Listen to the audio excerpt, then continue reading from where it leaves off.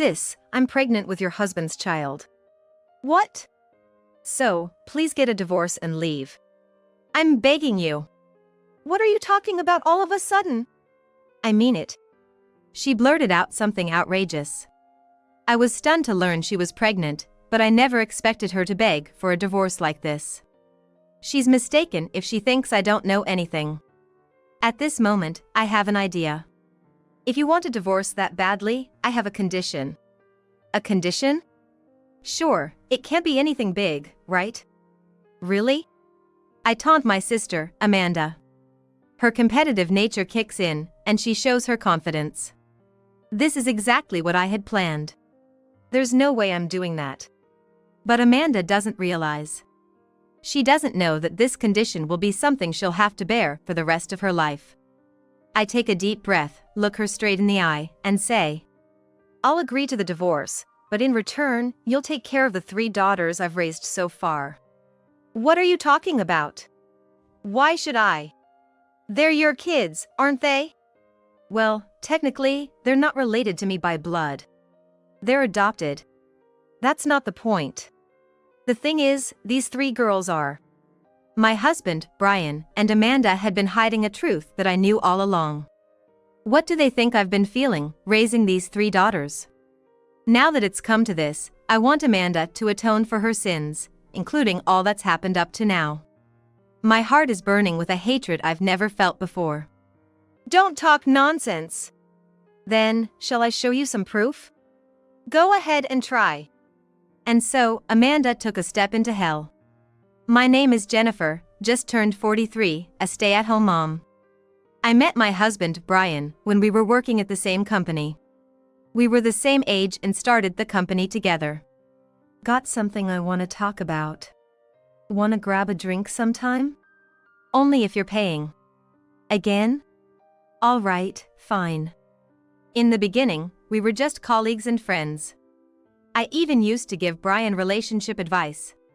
But then, Brian had a breakup, and that's when we really got close. Next time, I'll... What are you saying? I was happy to do it, don't worry about it. Yeah. I know, but... At that time, I hadn't yet felt any romantic feelings, but as I watched Brian, heartbroken from his recent breakup, I gradually realized that I had fallen for him. I acted quickly after that realization. Holding a slight feeling of guilt for taking advantage of the situation, I confessed my feelings to Brian. It was a success, and we started dating. Time flew by, and we got married during the 2nd summer of our relationship. Let's make a great life together. Absolutely. Let's build a good home. Indeed. Maybe it's a bit soon, but I'd like to have 2 kids. Since our relationship was already well established, there were no major worries about starting our new life together. Yet, I never imagined that my own family would interfere. The cause of the trouble was my sister, Amanda. What? It's not fair. Give it to me. You always get the best stuff. It's not about being fair. I bought this myself. Why don't you buy your own? But I'm your sister. Amanda said, and without permission, took my newly bought cosmetics. Maybe inviting Amanda to our new home was a mistake. Since we were kids, Amanda always wanted everything I had. This didn't change even after we became adults. Wait a minute. Bye, sis. Next time, be careful not to get anything more important stolen. What do you mean? Well, you can figure that out yourself. Even though we were siblings since childhood, all I had ever done was reprimand her. Despite her annoying behavior, Amanda was still my blood-related sister. And that overly lenient thinking would lead to an irretrievable situation. We did it! Yeah. Now that our family is growing, we've got to work even harder. For years into our marriage, Brian and I were excited to be expecting our first child. This joy led me to resign from my job and become a full-time homemaker. However, 6 months later, I faced a heartbreaking situation. I had been suffering from severe abdominal pain since the morning, and it got so bad that I called an ambulance. What do you mean by that? I'm sorry, but you've miscarried. No, this can't be happening. we did everything we could. I was in a state of shock, unable to think clearly. I don't even remember how I got home. I couldn't find the words to tell Brian. I'm home. Ah, welcome back. What's wrong? You look upset. Well. Brian could tell something was wrong from my expression and gently encouraged me to talk. Can you talk about it slowly? Take your time. I broke down in tears, telling him everything that had happened. He was shocked, but assured me it wasn't my fault. It's okay. Thank you. Let's just take it easy for now. We tried to conceive again after some time, but without success. Medical checks revealed that I had a condition that made it difficult to get pregnant and increased the risk of miscarriage. I felt like I had fallen into an even deeper pit of despair. And to add to my troubles, a problematic person began to visit frequently. That's too bad, sis. Yes, it is. But don't worry. It's not over yet. I hope you're right. So, I have a favor to ask. My sister, Amanda, had no reservations about asking for favors. Even knowing my current situation. Her earlier words of concern seemed empty. Can we talk about the favor you mentioned? Oh yeah. Can you lend me some money? What? I'm in a bit of a bind. Just a little will do.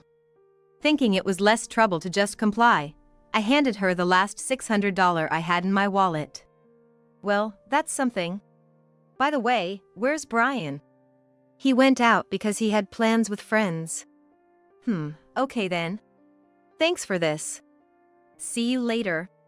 Amanda left. And after that, she stopped coming to the house. Peaceful days continued. Then, Brian made a suggestion. I've been thinking, how about we adopt a child? Adopt a child? I was speechless at his sudden idea. We hadn't been able to have a child, but it wasn't impossible yet. Yeah. I think it might be better than banking on the slim chance. Maybe, but... Of course, we don't have to rush. Just think about it. Okay. I was torn. I understood Brian's point, but I couldn't give up on the idea of having our own child. After about a month of thinking, I decided to share my thoughts with Brian when he returned home. About the adoption you mentioned the other day. What about it? I've thought about it, and maybe you're right. That's good. They might not be related by blood, but they will still be our child. Yeah. You're right. And I'll take care of all the paperwork and procedures. Really? Thank you. Brian's eyes were filled with hope. And so, we welcomed an adopted child into our family.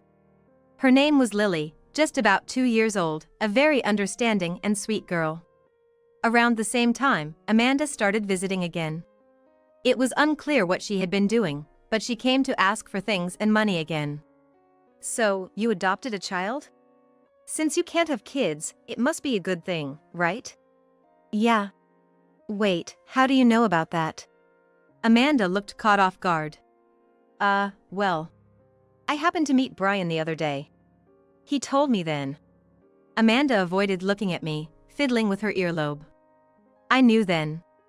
When Amanda acted like this, she was lying. Really? Where did you meet him? Where was it again? I'll ask Brian about it later. It doesn't matter. She clearly tried to change the subject. Her desperation made me think that she had been in contact with Brian for a while.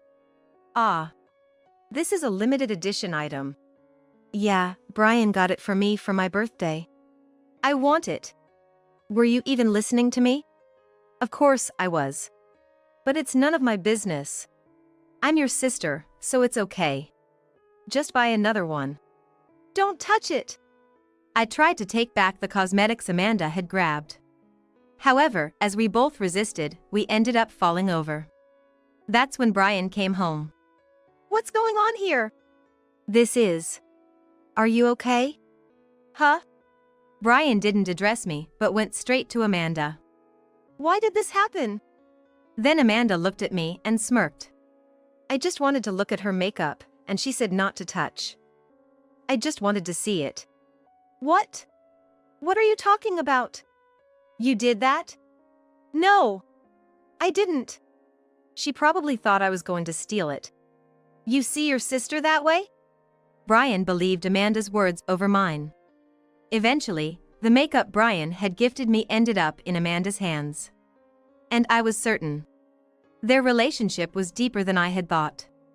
Blamed one-sidedly, I watched as Amanda left with a triumphant look.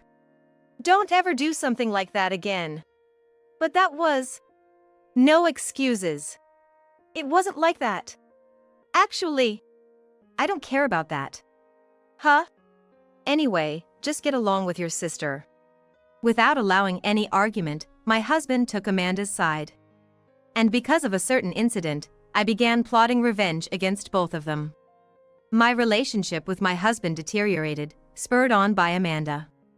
Our conversations dwindled, and my only emotional support became my daughter, Lily. Lily, although young, seemed to sense my distress. She began staying by my side more often, even when there was no particular need.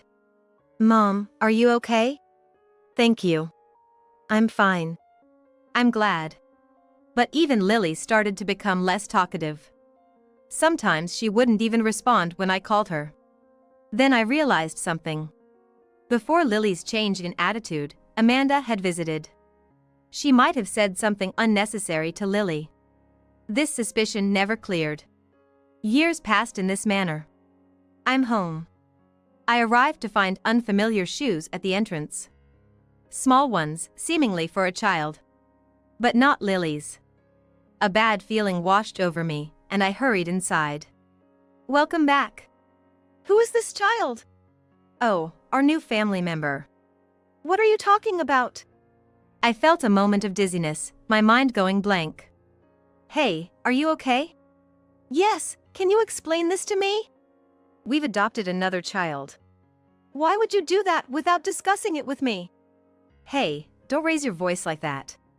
I was overwhelmed with indescribable emotions. I couldn't understand why he would do such a thing. Why? I thought Lily would be lonely being an only child. It seems she's happy about it too. My husband answered with a laugh. Yet, having brought the child home, there was no way to send them back. Thus, a life filled with complex emotions began. That would have been manageable, but 2 years later, when I was 40, something more happened. Returning home after a long time, I found yet another unfamiliar face. Could it be, this child is also? Yeah, you guessed right. That's correct. It was our third child. Just as we were getting used to life with 4 of us, our family grew again. It should have been a happy occasion, but the circumstances leading up to it were far from normal. Moreover, my husband seemed too pleased with himself, thinking he was doing something good. Let's get along well from now on. And so, our life as a family of 5 began.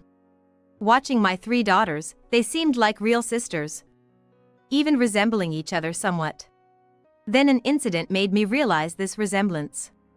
Amanda came to visit again. It's been a while, sis. Yes, it has. I was on guard. Her visits usually meant she was here to ask for something. But this time was different. Instead of bothering me, she actively interacted with the daughters. Her usual domineering attitude was gone, replaced by a look of affection in her eyes. Ah, I see. I realized the source of the odd feeling I had when looking at the 3 girls. They resembled Amanda. Their eyes and facial features were strikingly similar. Is something wrong? Just looking at those girls, they seemed to resemble Amanda. Looking at them, they seem more like mother and daughter than you do. My husband's face showed surprise at this realization. But then he quickly masked it with a sarcastic remark towards me. Huh? I just thought they looked similar when you mentioned it. Got a problem with that? Not really, but... I couldn't get my husband's reaction out of my head. Then, Amanda started coming to our house every week, taking over the care of the girls for me. 3 more years passed, and I turned 43. Amanda would come as usual and chat with the girls. I noticed everyone touches their earlobes a lot. What? Just thought it's a habit you all share. Is it? Isn't that normal? At that moment, a thought crossed my mind. If the children were Amanda's, it wouldn't feel out of place. Days later, I couldn't stop obsessing over this idea, as if cursed. To resolve it, I did something in secret. What are you doing there? Oh, just cleaning. Cleaning there? Yes. All right, but hurry up and get the dinner ready. Okay. I was looking for strands of the girl's hair. It was something I desperately needed. It had to be kept a secret. And I needed something from Amanda too. I had never wished so eagerly for Amanda to come to our house quickly. Welcome. The next weekend, Amanda arrived. You seem in a good mood, don't you? Do I? I'm just normal. That's how I obtained what I needed from Amanda too. Just when I thought I was ready. I decided to get a sample from my husband as well, just to be sure. I sent everything off to a suitable research agency. It was expensive, but I decided to overlook the cost this time. A month after receiving the results, Amanda came over with an unusual demeanor. She said something shocking. Brian and I are having a child. What? So, please get a divorce and leave. I'm begging you. What are you talking about all of a sudden? I'm serious. I was shocked to learn about the pregnancy, but I never expected her to beg for a divorce like this. She was wrong if she thought I knew nothing. That's when I had an idea. If you want a divorce that badly, I have a condition. A condition? It can't be that big of a deal, sure. Really? I taunted Amanda. Her competitive nature showed through in her confident attitude. Just as I had planned. You wouldn't do that, would you? But Amanda didn't understand. She didn't realize that this condition would be something she'd have to bear for the rest of her life. Taking a deep breath, I firmly looked at Amanda and said, I'm fine with the divorce, but in return, you take care of the 3 daughters I've been raising. What do you mean? Why should I? They're your children, right? Well, technically, they're not related to me by blood. They are adopted, after all. That's not the point. The thing is, these 3 children are. Just then, my husband came home from work. I'm home. What's going on? Seeing his reaction, I thought how insincere he was. Amanda's pregnant with your child, isn't she? It's not just Do you even realize what you've done? My husband was clearly flustered. It seemed he didn't know about Amanda's pregnancy. You didn't know? It's the first I've heard of it. That she's pregnant, I mean. But whether my husband knew or not was irrelevant to me. The important part was something else. About the 3 children, I know something. Should I say it now? I looked back and forth between the two. What do you know? My husband seemed to understand what I was about to say. Wait, just a minute. There's no need to wait. Let me say it. Who are the real parents of these 3 children? I don't know, I haven't heard. Really? But that's a lie, isn't it? You're the real parent, aren't you? I pointed at Amanda. What did they think I felt, raising these 3 daughters all this time? Now that it's come to this, I want Amanda to atone for her actions, including everything that's happened until now. My heart was burning with a hatred I'd never felt before. Don't talk nonsense. Then shall I show you some proof? Go ahead and try. And so, Amanda took a step into hell. Just wait a moment. I went to the bedroom and fetched something from the drawer. I presented it to both of them. I had requested a DNA test for the children and Amanda a while ago. The results confirmed they were mother and daughters. How about this? There's no escaping the truth now, is there? That's impossible. Amanda, even faced with the evidence, tried to make excuses. But scientifically proven as mother and daughters, she had nowhere to run. How could you even think of doing something like this? To abandon your own daughters just to spite me? Then Amanda began to pour out everything she had been holding back. It's obvious, isn't it? Since we were kids, All the praise went to you, the perfect older sister, while I was always the messed up younger one. She was right, to an extent. But that was only what superficial adults said. I had no memory of our parents ever saying such things. But those were just unrelated people. Our family never said anything like that. That's a lie. Amanda seemed to remember something. Remember when I graduated from high school? She wanted to go to college during her senior year. A few years before, I had also wanted to go. But financially, only one of us could. And our parents had initially planned to prioritize me as the eldest. Remember now? I chose to work instead of going to college. But why would you do that? Because I knew you could do it if you tried. You got a bit wayward because of others' influence. Amanda had the potential, she just never acted on it. So, was all this just misguided resentment? You just ran ahead with your misunderstandings. Why didn't you tell me sooner? Even if I told you the truth, you wouldn't have believed it. Amanda fell silent, her earlier bravado gone. She probably didn't want to admit that all her actions were based on a misunderstanding. By doing so, she had strayed off her path. Leaving the already defeated Amanda aside, I had to confront another person. Now it's your turn. I didn't know, so it has nothing to do with me. My husband tried to leave, but I grabbed his arm to stop him. Planning to run away? It's not like that. Then sit down and listen. I made my husband sit on the sofa and continued. Continuing from earlier, you're the father of these children, aren't you? What? How does that even make sense? You saw the exchange earlier. I used your hair for the test, and as expected, it was true. That's ridiculous. Thought you wouldn't get caught? Too bad. You can fool others, but fooling me is a century too early. My husband's behavior had been off ever since he brought the children home as adoptees. Most notably, the way Amanda looked at the children was that of a mother. Even if the adopted children were all Amanda's daughters, such a coincidence is impossible. I suspected my husband was involved, but never imagined he was the father. Do you have anything to say? No, right? What are you going to do now? I'll grant you the divorce as Amanda asked. After all, this is a clear case of infidelity. But I don't want any alimony. Is that so? But in exchange, you'll take care of all the children. All of them? All 3? Yes, all of them. Are you okay with that? I had raised them as if they were my own daughters. There were times of being ignored, but they were still my dear daughters. But I had made up my mind. Of course, I'll feel lonely, but living with their real parents is better for them. I couldn't back down now, not after vowing revenge. Years of being deceived wouldn't just vanish. Besides, the divorce papers are already prepared, just for a moment like this.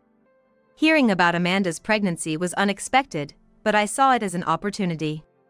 Are you serious? Very. So, could you sign here quickly? There's no option not to. So, I made my husband sign right there and then.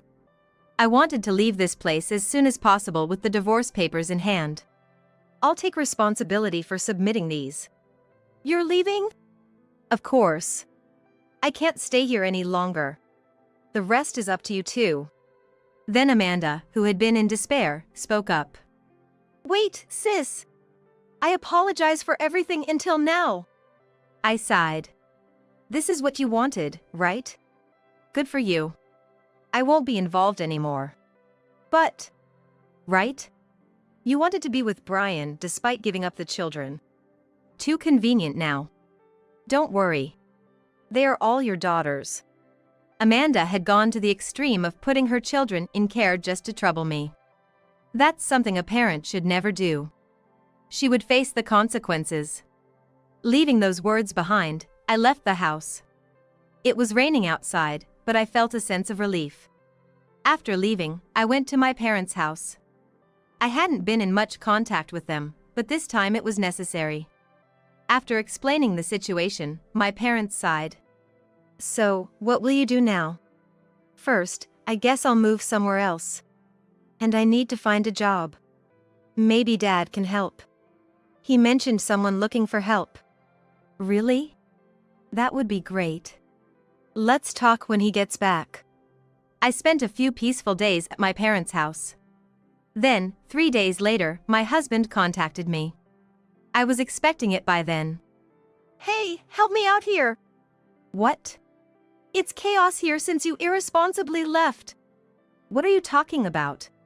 Those children are yours. You need to step up. They won't warm up to me at all since you left. Amanda is there, isn't she? Yeah, but... His utterly selfish behavior was too much to bear. Deal with it yourself. And don't ever call me again.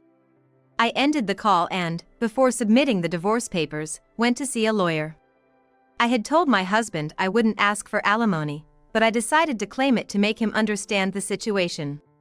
He had deceived me and now had the audacity to complain, so I had no reason to hold back anymore. Then Amanda called. The police came here the other day? That has nothing to do with me. It must be you. Well, what can I say? You did a stupid thing by putting your daughters in care. Amanda's future, I imagined, would be unimaginably challenging. Thus, I began my life alone. I secured a job through my father's connection, and everything was starting anew. I am single, but filled with hope. It's just for the family. Leave the gift and go. What? My husband and I were stunned, unable to comprehend the words of our son's wife, Susan. Her gaze turned sharp, like a predator hunting its prey. I only invited you because I thought I'd get a gift for Daniel. I don't need in-laws who can give only this. Just go home quickly. What did you say? It's just that, being Henry's parents, I thought you'd be more generous. I never expected you to be so stingy. Why can't you give more? It seems Susan was not satisfied with the gift we gave. When she invited us, she must have meant an amount of the gift. It had been like this since before the birth. She made us buy baby stuff and do her chores, but in her eyes, we were just ATMs. Such a selfish person. In Susan's words, family did not include us. The baby's first feast? It doesn't matter. I only prepared it because Henry told me to. It seems she didn't invite us over to celebrate Daniel's feast together. So that's what you've been thinking all along. I trembled with anger and sadness towards Susan. I even thought about leaving the house right then. At that moment, my husband Sam hugged my shoulders. That's right. This will be the last time. What? Then, the sound of the front door opening was heard. I am Nancy. A 55-year-old housewife living in New York, working part-time while living with my husband Sam. We have a son and a daughter, both of whom have grown up and moved out. Our daughter Camila moved to California with her job and now lives there with her husband. They are busy with work and live far from our home, so we don't see them often. Our son Henry got a job at a major company after graduating from college. Since getting married, he has been living in an apartment about a 20-minute walk from our house. His wife Susan has luscious skin, long chestnut curly hair, and always looks well put together, appearing younger than her actual age. She has thick eyelashes from a beauty salon and wears flashy nails. They live nearby, so we occasionally have meals together. Henry is busy with work, so we don't meet often. Susan seemed tense at first and didn't talk much with us after getting married. But after finding out she was pregnant, she started relying on us more. Congratulations on the pregnancy. Thank you. But I'm worried if I can handle it. It's your first pregnancy, so it's natural to be anxious. I can't move in because of my part-time job, but I'll support you as much as I can. I had the same fears when I was pregnant with Henry. Susan must be feeling the same way. I heard she's not very physically strong. I'll try to adjust my work as much as I can, but it's tough. Henry's workplace is supportive of parenting, but he often can't leave on time due to the workload. He's always been kind and responsible, probably doing extra work for his juniors too. Susan and Henry met through a friend and work at different places. They don't interfere much in each other's affairs. I understand that every family is different, so I don't question it. After that, Susan started asking me for favors more often. The morning sickness hasn't subsided yet. I can hardly do household chores. Can you help me? Susan took a leave from work due to her condition and started resting at home. Meanwhile, I was busy with my peak season at work and household chores. But I thought it would help Susan, so I started doing housework for both our house and Henry's. On my days off, I would head to their place around 11 a.m. Of course, I did the grocery shopping, and while I was cleaning and doing laundry, Susan mostly stayed in her room. I didn't want to disturb her, thinking she might not be feeling well.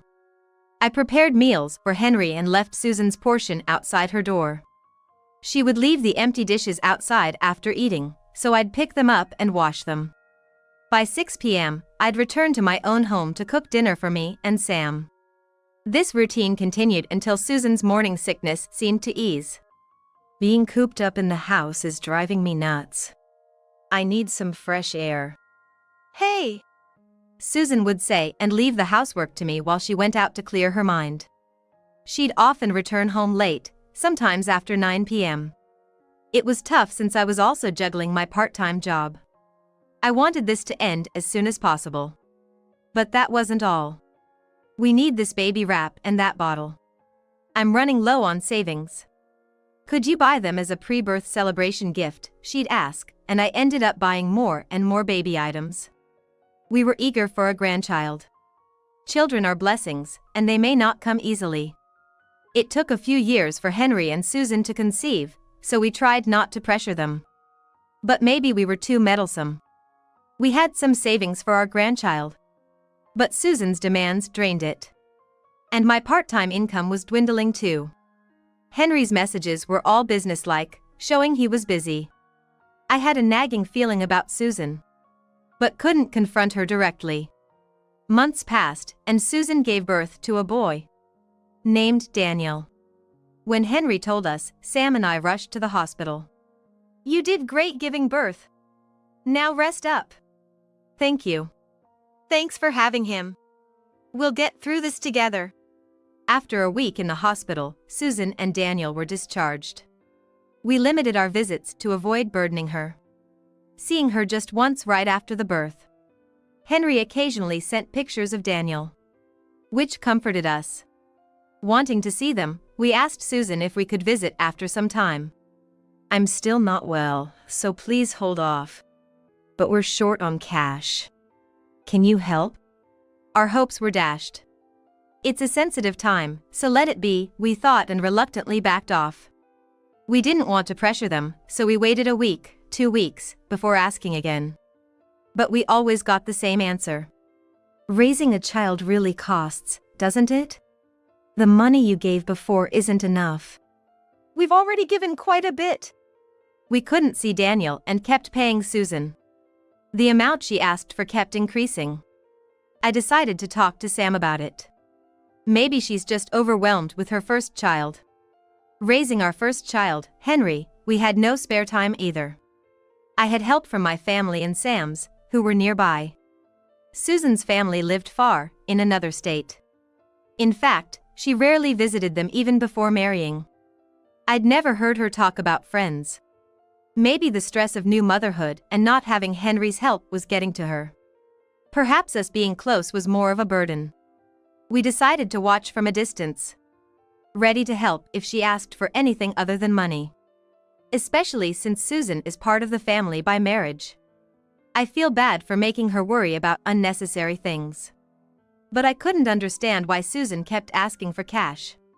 Henry wasn't the type to withhold money. He wasn't wealthy, but he earned more than most and wasn't a spendthrift. We had bought most essentials before Daniel was born. Henry's income should have been enough for a comfortable life without lavish spending. The need for more money didn't make sense to me. What's Susan thinking? Sam always looked troubled when we talked about her, suggesting we just watch for now. I was losing touch with Susan's true feelings. Before her pregnancy, we were distant, but she became more dependent afterward. However, things changed again after Daniel's birth. It seems like we've gone back to the time before pregnancy. I wonder how Susan is thinking and what kind of life she's leading. I'm sure if something really happens, they'll contact us. With that thought, we refrained from reaching out, but then we received a call from Henry and Susan. It's been a while. Work has been so busy, I haven't had time to visit home. I feel bad about it. I'm thinking of bringing Daniel back home soon. That's nice. Your dad will be happy. Actually, we've decided to have Daniel's first feast at home. Please come, Nancy. It's been a while since you've seen Daniel's face, right? We'd love to come. When is it? Next Sunday. Are you free? I'm free. Let's go. Your dad also seems to be available. We'll both come. Let's celebrate grandly. Sam and I were excited to see our grandson, Daniel, whom we hadn't seen in a while. We should bring some gifts for the day. Let's do that. Then came the day. We prepared a small gift and headed to Henry's house. We were greeted by Susan and Daniel. Hello. Thanks for coming. Where's Henry? There was some trouble at work, so he had to leave. He should be back soon. It's tough being called into work on a day off. Susan, isn't it hard for you alone? Thank you for your concern, but I'm managing fine. Here's a gift. Hope you like it. Oh, thank you. Susan took the gift and went to another room, probably to put away the gift. We spent time with Daniel, who was in his crib. Sam, especially, had been looking forward to seeing his grandson.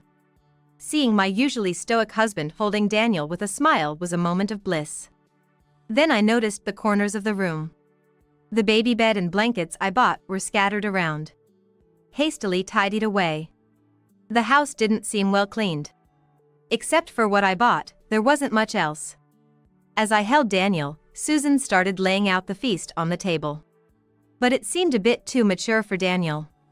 You've made such a grand feast. Good job. I noticed only 2 sets of dishes on the table. I didn't realize. Let me help set up. Where are the dishes? It's just for the family. Leave the gift and go. What? We were stunned, unable to comprehend Susan's words. Why do you think I invited you? I didn't want to see your faces. It's a hassle. Susan's gaze turned sharp, like a predator. I called you because I thought I could get a gift for Daniel. I don't need in-laws who only give such small things. Please leave. How dare you? I married Henry thinking you were wealthy. I never thought you'd be so stingy. Why don't you give more? Susan had moved to check the gift. It seemed she wasn't satisfied with what we gave. When she invited us, saying let's celebrate grandly, she was referring to the amount of money. Such selfishness. We weren't included in her idea of family. The first feast itself doesn't matter. I prepared it reluctantly because Henry told me to. It wasn't about wanting to celebrate with us. Not only that, but the lavish spread wasn't even her doing. Everything was either store-bought or made by a housekeeper. I've come to learn that Susan never really did any housework herself. Looking back, even during her pregnancy, Susan only ever treated us like a wallet or a substitute housekeeper. She probably saw us as nothing more than a convenient ATM. So that was your thinking all along? I trembled with anger and sadness towards Susan. The thought of leaving the house right then crossed my mind. At that moment, my husband Sam embraced my shoulders. This is the last time, after all. What? Just then, the sound of the front door opening could be heard. It must be the 2 of them arriving. Long time no see, Susan, said our daughter Camila, who entered with Henry. Susan seemed surprised by Camila's sudden appearance. Congratulations on your childbirth, Susan. I really wanted to celebrate together, so I convinced my brother to let me join. Oh, here's a gift for you. Camila smiled innocently. Her childlike grin overwhelmed even Susan. Camila has always been bold and outspoken. Despite being flustered, Susan accepted the gift from Camila. Please use this for Daniel's sake, not for a nightclub or something. What do you mean? Susan's face turned pale. Camila showed her smartphone screen, opening a certain social media account. It was a photo of Susan at a nightclub. This is Susan's social media account. Everything is clear from this. We borrowed Camila's phone and scrolled through social media. The account, undoubtedly Susan's, was filled with photos, including her being embraced by men and lying on the floor, seemingly drunk. Were you keeping up appearances just to be liked by men? No, that's not. Susan, usually unflappable even when asking for money, began to show signs of panic. It's great to care about your appearance. But from an outsider's view, it's hard to believe you're raising a less than 1-year-old child. Did you really take care of Daniel? From diaper changes to breastfeeding, did you do it all?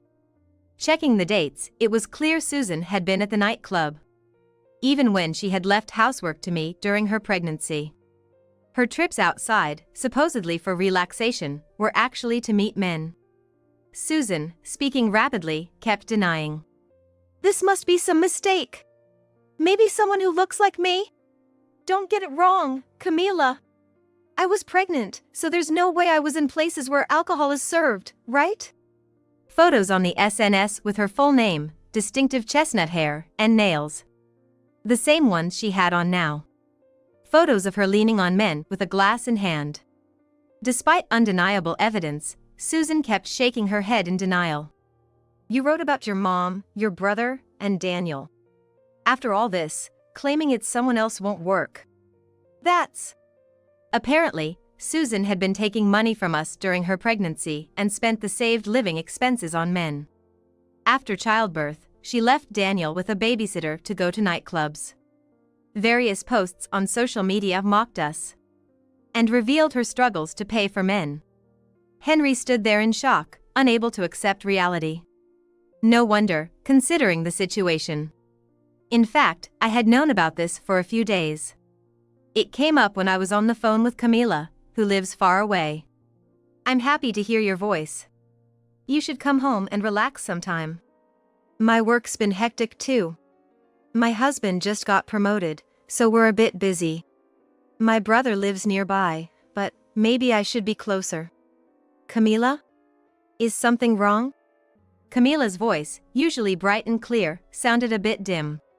Something was bothering her, I could tell. Yeah. It's not about me. It's okay. If you don't want to talk about it, I won't force you. But I'm here for any advice. Actually, Camila hesitantly began talking about social media. I'm not familiar with social media, so I hadn't seen the actual screen. But hearing about it was enough to get the gist. Apparently, the information had reached Camila as well, after I had discussed it with Sam. Camila felt something was off and looked it up online. With the account registered under Susan's full name, the information quickly caught Camila's eye. The shocking content made her hesitate to tell us. Sam is not very talkative. But whenever Susan's topic came up, he seemed troubled. Probably imagining various possibilities after hearing my side. When I asked Sam there, he admitted he had been looking into it too. Since I'm not familiar with nightclubs, I had to ask Camila, who's in her 20s, about it. I don't think you know about this. Henry isn't much into the internet. If he knew, his character would never allow it. But how do we tell him about this? If Henry had known, he surely would have divorced Susan. We pondered whether to tell Henry about this reality. Maybe Susan would stop giving money to men for Daniel's sake. Perhaps she was only spending within her income. We even held on to that faint hope. But it was more like an escape from reality. Reality isn't that sweet. We decided to consider the worst possibilities. The conclusion was that it would be more painful for Henry to find out later. Without telling him directly, we couldn't predict Susan's actions. So, we waited for a time when we could all meet directly. The invitation came a week after this discussion. I immediately reported to Camila, who managed to adjust her work schedule to come. Henry was asked by Camila to keep her visit a secret from Susan. Camila was checking if Henry knew about this. If you're aware and accepting of this, we won't interfere. What do you think after hearing this? She's been deceiving me. Henry said, trembling with anger after checking the social media. Gradually, he began to speak more. It's not me, Henry. Someone must be impersonating me. It's not true. Believe me. Susan explained in panic. Tears began to form in her eyes. She stuttered but kept denying vehemently. However, Henry was not listening. What are you saying? That's clearly you, Susan. He hates dishonesty more than anything. He said he couldn't forgive her use of Daniel to gain an advantage. I don't remember marrying someone who uses others for their own benefit. Please leave. Henry was relentless in his condemnation. Wait, Henry, listen to me. Susan cried out. Henry remained cold and unyielding. If Susan won't leave, then I will. I'll take Daniel with me. Can we stay at your place for a while? Let's go home together. Daniel too. Thanks for everything. We're leaving now. Susan kept screaming at Henry. Despite her attempts to hold on to him, Henry shrugged her off. Crumpled on the floor, Susan was left crying. Henry didn't look back. We left the place as a family. On the way home, Henry kept apologizing and expressing his gratitude to us. He often came home late, unaware that Susan had been going out at night. On his rare days off, they did go out as a family of 3. There was love for Daniel. But love doesn't excuse everything. It was fortunate that they had a babysitter that day. Otherwise, Daniel might have been left alone as he grew older. The thought of babysitting money going to the nightclub was chilling. I can't forgive this. There's no excuse. If she doesn't agree to divorce, I'll take it to mediation. I'll claim alimony, considering what she's taken from us. I'll contribute to my parents' home too. Later, Camila revealed that the envelope she gave Susan had only blank paper. Not money. It showed Susan's obsession with money to the end. Henry and Susan eventually divorced. Susan resisted until the end, leading to a mediation. She was deemed the at-fault party. With her failure to properly care for Daniel acknowledged, Henry gained custody. Susan was ordered to pay alimony and child support. Years after the divorce, these payments are still ongoing. Given Susan's lifestyle, it's clear her finances are strained due to the alimony, as Henry says. Yet, she hasn't stopped visiting nightclubs.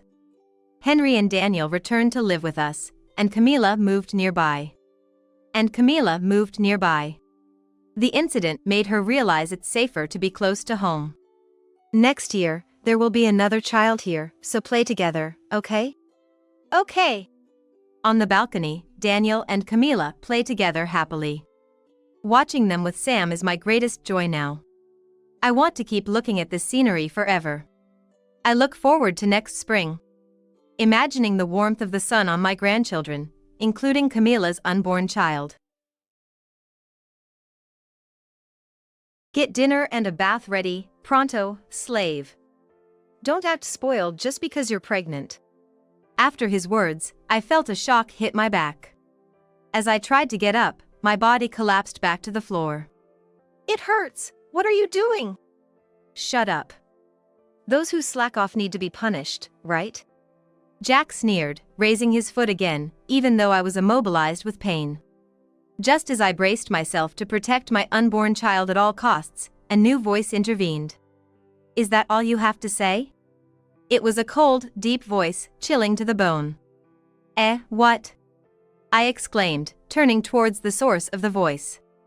I was shocked and turned pale at the sight of the person there. In contrast, seeing them filled me with relief. Standing there, with faces filled with anger, were my brother and his wife, Emily, and Michael. Immediately, Michael pulled Jack away from me, and Emily helped me up. How come you two are here? Probably confused, Jack yelled out in turmoil. My brother, Michael, watched him coldly, his gaze icy. Lisa is my sister. I am Lisa Johnson, a 27-year-old working housewife. After my parents' divorce when I was in middle school, I lived with my mother. We never struggled financially, thanks to my father's regular child support and my mother's sufficient earnings. However, the move made it hard to see my brother, Michael, who was already independent. That was my only regret. Even if I'm far away, I'm still your brother. Don't hesitate to rely on me. Thanks. Even though we were apart, Michael kept in touch, visiting occasionally and sending gifts during holidays. I grew up without much hardship and became independent. Life was smooth until recently, when my mother passed away from illness.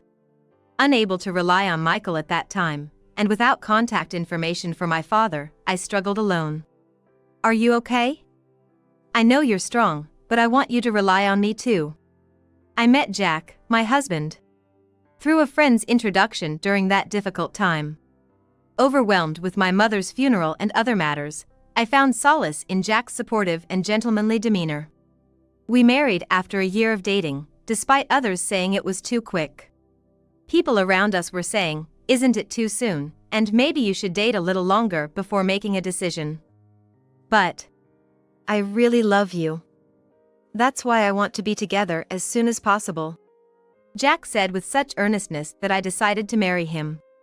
Jack, huh? My brother Michael, who had become calmer by then, looked a bit uneasy about it. Still, Michael kindly watched over us. My in-laws seemed like gentle people, and I felt reassured. Lisa, use this. It's a wedding gift. But I decided to contribute on behalf of our parents too. Saying that, my brother, Michael, offered to pay for the wedding, and we had a lavish ceremony. But, at Michael's request, I kept it a secret from Jack that my brother was the one who paid. After we got married, my in-laws didn't interfere with our lives, saying, "If we get too involved, it might suffocate you, right?" They maintained a healthy distance. In such an environment, I truly felt grateful for marrying Jack. That was until I got pregnant. It happened just a few days ago. Feeling unwell, I visited the hospital. Congratulations. That's when I found out I was pregnant. I was overjoyed and immediately shared the news with Jack when he got home. I was sure Jack would be happy too. But his response was lukewarm. Is that so? Jack's response was disinterested, which took me by surprise. His lack of enthusiasm was unexpected. You're happy, right? Yeah, sure. I'm happy. I got a kid before my boss.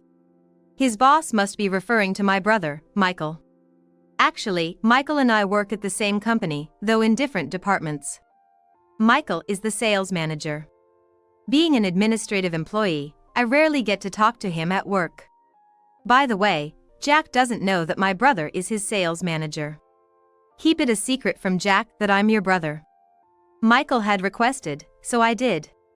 Why is my brother being brought up as a comparison? Why are you mentioning the manager?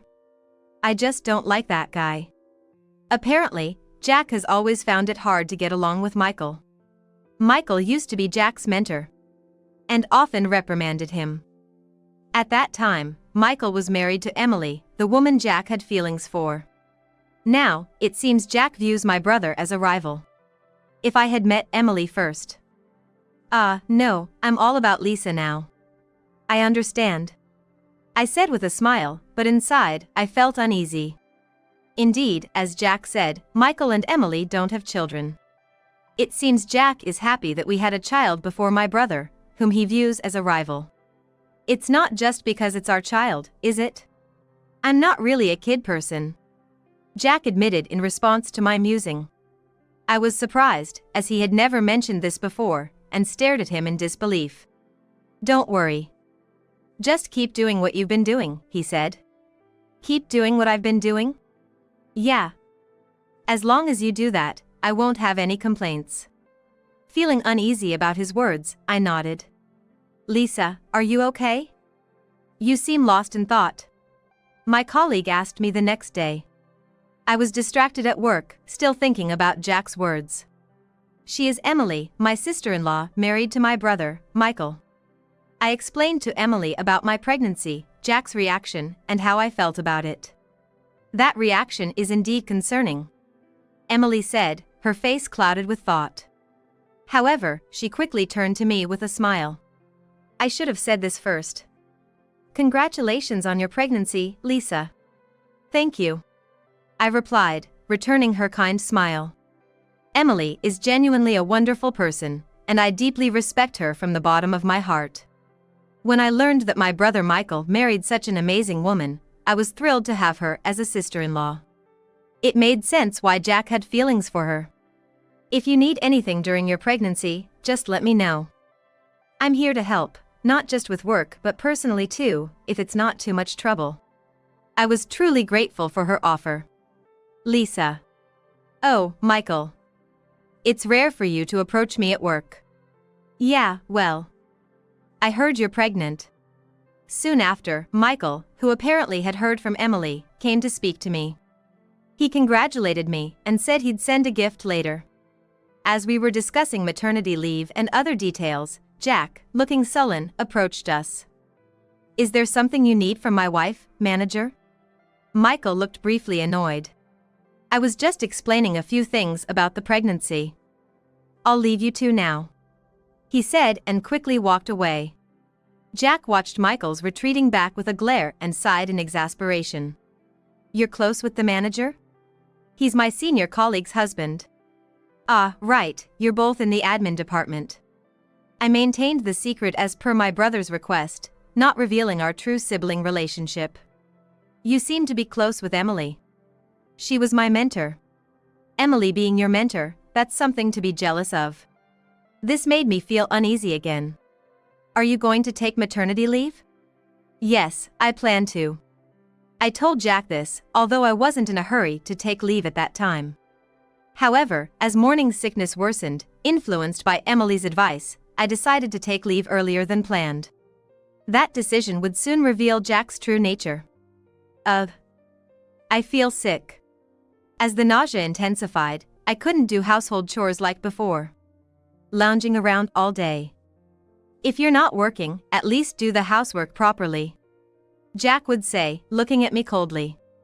When I said, I feel too sick to do anything, he would click his tongue in annoyance. Emily would have done the housework perfectly. Hearing such comments was a shock to me. And then, Jack began to complain about everything at home. If I managed to prepare a meal, he'd criticize it as just convenience food, or if I couldn't clean and curled up in discomfort, he'd grumble, the house is dirty. You're home all day, clean it up. He'd also demand, prepare the bath when you know I'm coming home, increasingly cornering me with his words. Jack, stop talking like that. I'm carrying your child. Shut up. Didn't I tell you to keep doing things as usual? I hadn't expected that his words would have such a meaning. His words almost brought me to tears. Jack's cold gaze continued. I wanted help, but my mother was no longer around, and I had no childhood home to return to. When I thought of turning to my in-laws, Jack would say, don't bother my parents. Finally, I decided to contact Michael. What's wrong, Lisa? Did something happen? I'm sorry. Lisa, it's okay. Take your time and tell me, Emily said as she took over the phone. When I asked for help, she immediately responded, I'll come right over. Just lie down and wait. Her words brought me relief, and I drifted off to sleep. Hey, wake up. I'm not sure how much time had passed when I was awakened by Jack's voice. Lounging around in the middle of the day instead of doing housework. You've got some nerve. I'm sorry, I'm not feeling well. Don't make excuses. You're really useless, Jack said heartlessly, causing tears to spill from my eyes. If you have time to cry, get up and do the housework. I tried to get up, but I couldn't. Hurry up and get dinner and a bath ready, slave. Don't be spoiled just because you're pregnant. Right after those words, I felt a blow to my back. As I tried to get up, my body collapsed back to the floor. It hurts. What are you doing? Shut up. Slackers need to be punished, Jack said, raising his foot to kick me again as I lay immobile in pain. Just as I braced to protect my unborn child, a chilling, deep voice rang out. Is that all you have to say? Huh, what? I turned towards the voice, wide-eyed and then pale-faced. Contrary to Jack's demeanor, I felt immense relief at the sight before me. There stood my brother and sister-in-law, Michael and Emily, faces filled with anger. Michael quickly pulled Jack away from me, and Emily helped me up. "Sorry for being late, Lisa." Emily apologized, teary-eyed. In her hand was an eco-bag filled with groceries. I later learned she was delayed because she had stopped to buy ingredients for a meal. While Emily apologized profusely, Michael coldly regarded Jack. "How come you two are here?" "We were called here. She's suffering from morning sickness and asked for help. You should be the one helping her. Why would Lisa contact the manager? Were you two having an affair?" Jack blurted out, obviously confused. Michael glared at him coldly. "Lisa is my sister." "Eh?" Jack looked stunned. Then suddenly snapped. "But the last names are different." "Our parents are divorced. Lisa and I are just siblings with an age gap. What's so strange about a sister asking her brother for help?" Faced with my brother's question, Jack hung his head, mumbling, "Well, that's..." Seeing him like this, Michael let out a deep sigh. "I had no idea. I told her to keep it a secret." Michael explained, revealing why he had kept their relationship hidden. He knew Jack disliked him and harbored feelings for Emily. "I was worried about what you might do if you knew she was my sister. So, it seems he told me to keep quiet about it to protect me. I never thought it was for my safety, and despite the situation, it made me happy. Michael has always cared for and protected me. Part of the reason I've been looking out for you, Lisa, is because you're Michael's dear sister. But more than that, it's because you're such a kind and lovely person. I won't forgive anyone who does this to you, especially someone like him. I really detest people like that." "What? No way." Jack reacted, clearly shocked by her words. And then I realized, Jack still loves Emily more than me. That realization turned my sadness into anger. Despicable. Then, I was helped into the car by Michael. "Lisa, where's everything you need for the doctor's visit?" "It's all in the backpack in the living room." Emily went to gather my things while Jack stood there, dazed. Before he could come to his senses, we got into the car. "I'm going to divorce you," I told him. Jack, panicking, tried to follow. But we ignored him and drove off. We went to the hospital just to be sure, and thankfully, they said everything was fine. "That's good. Don't hesitate to ask for anything." I ended up staying under the care of my brother and sister-in-law. Emily spoke to me gently, and her warmth made me open up. "I really did love Jack. It must have been hard. You did well. You really did a great job." They continued, nodding in agreement. I felt deeply grateful to them. That night, I was finally able to rest properly for the first time in a while, and it seemed to ease my morning sickness a bit. Though, I still felt nauseous.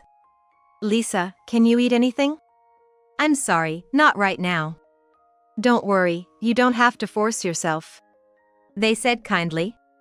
Glancing at my phone, I noticed messages from Jack. If he had shown any remorse or asked me to come back, I might have wavered. But his messages were all about him. "It's your fault Emily hates me now. Clear up this misunderstanding with Emily. Be a little useful for once." Unbelievable. This is beyond saving.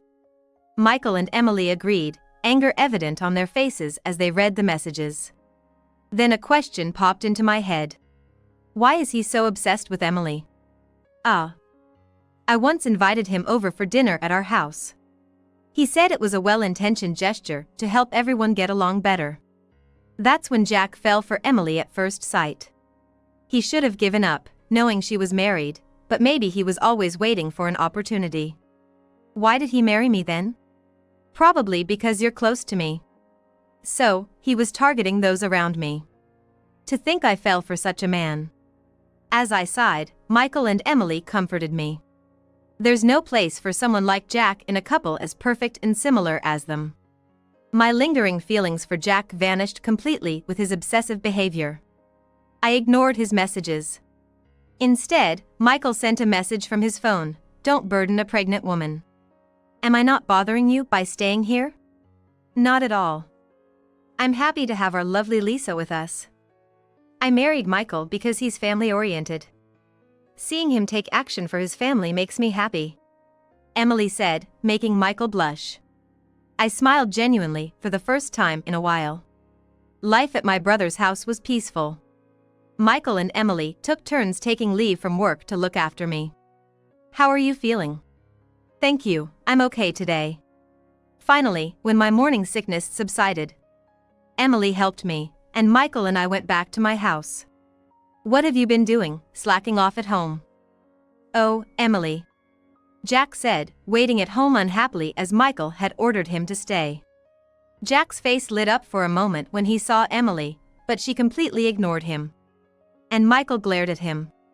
"Sign this," I said, handing him some documents. Jack then wore an unhappy expression. "I won't agree to a divorce. If you force it, I won't divide any property or pay child support," he declared. In response, I showed him the medical report. I had obtained it during my hospital visit that day.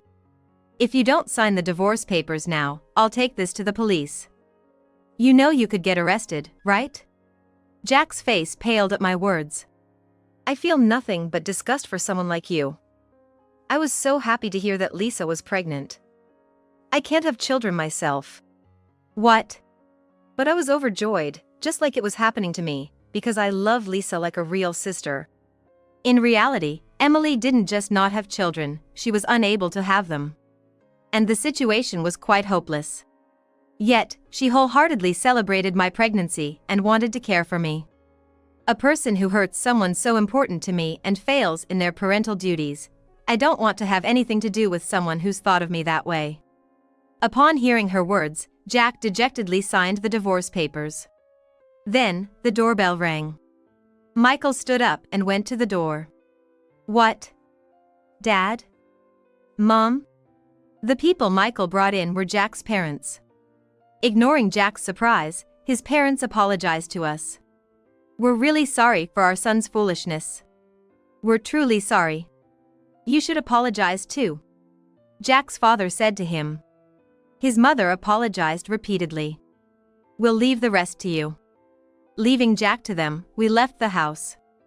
As we closed the front door, Jack's cries of anguish echoed behind us.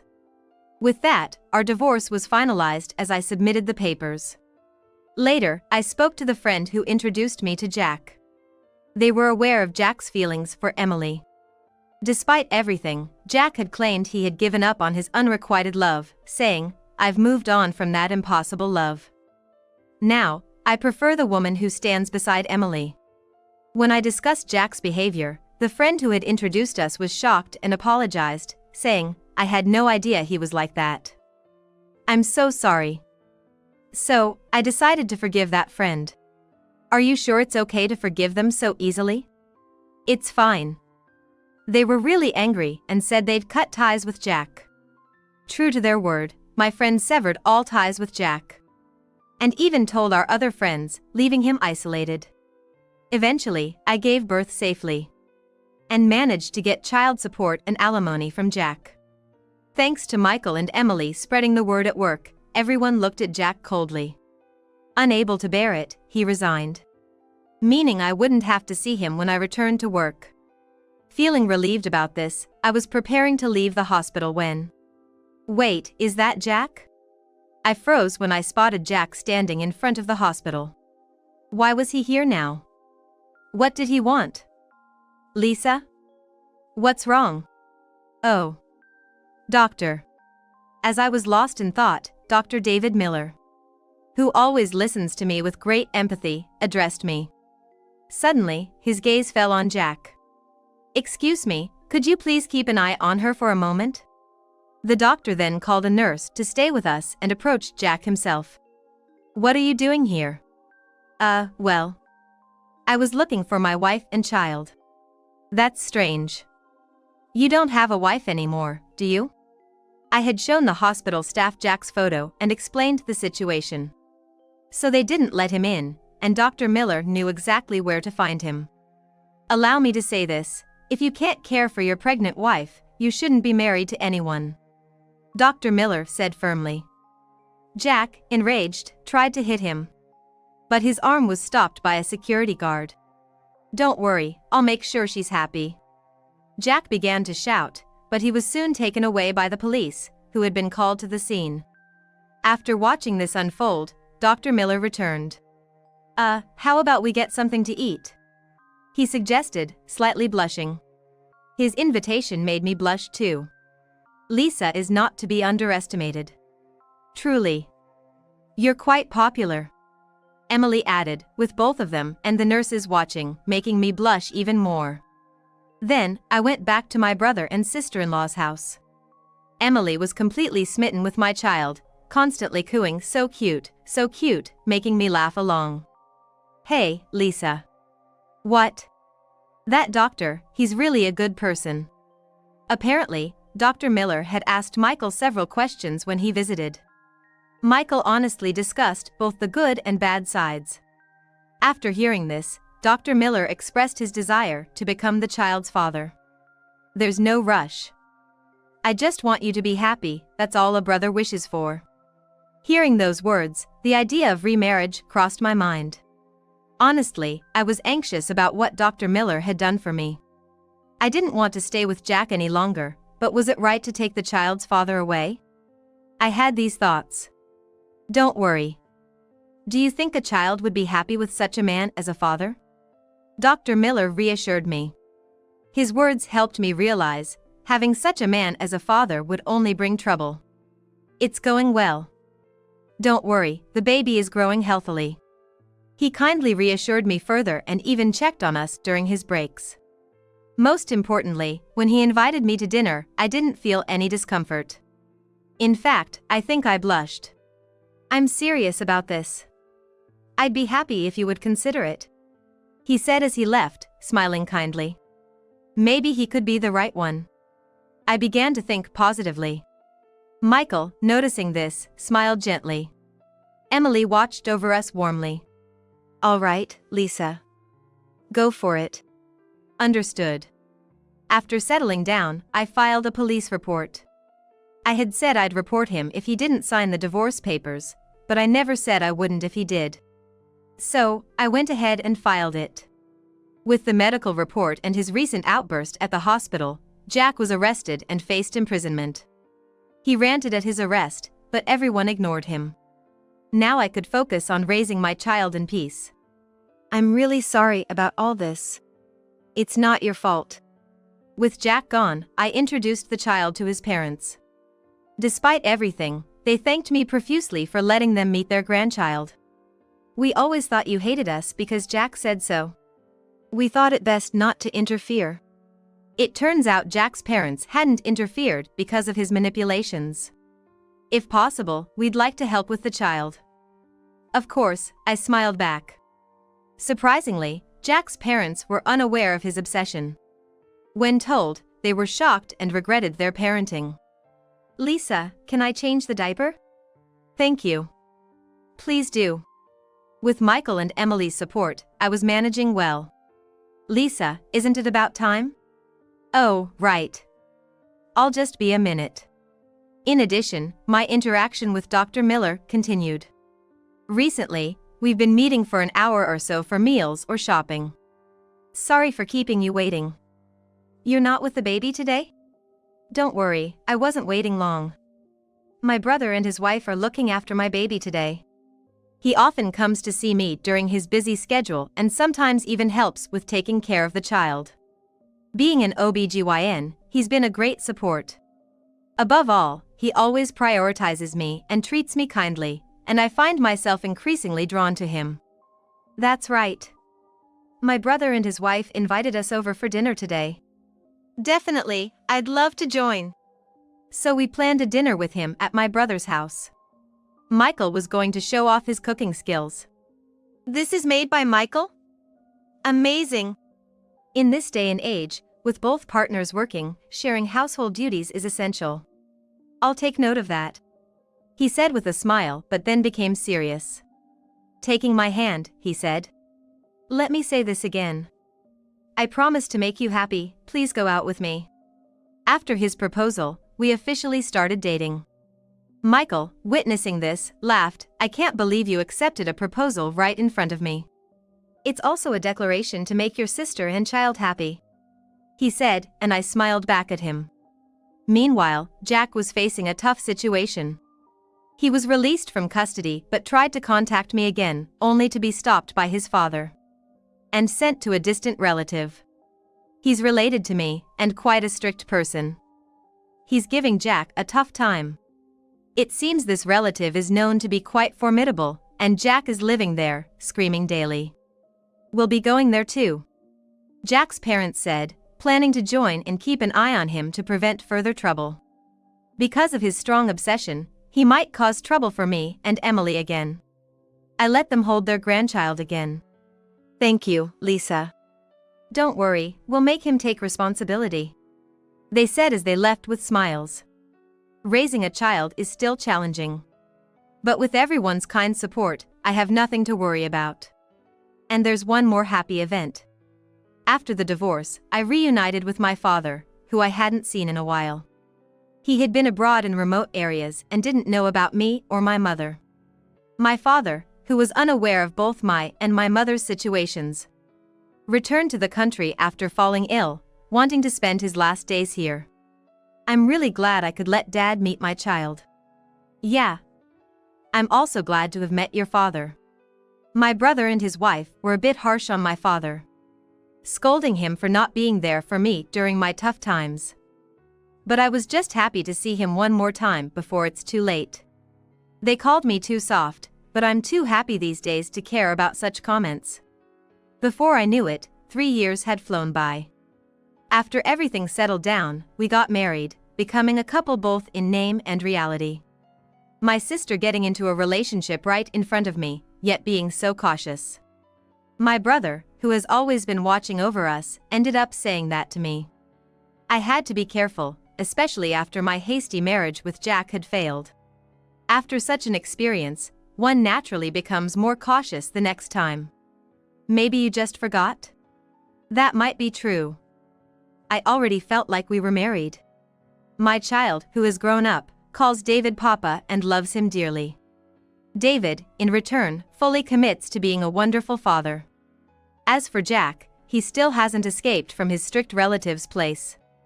Recently, I met my former in-laws, who complained he's still useless, no matter how much time passes. I wonder if he's still screaming, I thought, laughing to myself. "Lisa, are you ready?" "Yes, of course." Today is our wedding day. I was hesitant about having a wedding at my age, with a child. But my brother and his wife encouraged me, leading to this happy day. "You look beautiful, Lisa." "Thank you. Let's be happy and laugh together from now on." We made a promise and headed to the venue where everyone was waiting. After so much hardship, it's time to enjoy happiness. Years from this blissful day, I'll be expecting David's child. My name is Ashley. I've got a husband who's 2 years older than me and a daughter in elementary school. We're both working, and I'm a hotshot designer at a certain apparel company. Then, one day, I got a call at work. My parents were in an accident. I was completely stunned. Turns out, my parents passed away in an accident while on a trip. They were close and used to go on trips about once a month. That day, they were apparently driving to a tourist spot when they plummeted off a cliff. Found by a passerby, but by then, it was too late. My mind went blank, but I left work early and decided to call my husband first. "Hey. I've got something important to tell you." "What?" "I'm busy, you know?" He sounded pretty irritated over the phone.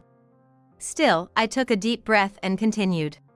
"The thing is, my dad and mom have passed away." "Really? Is that true?" "Yeah. It seems like they had an accident on their trip.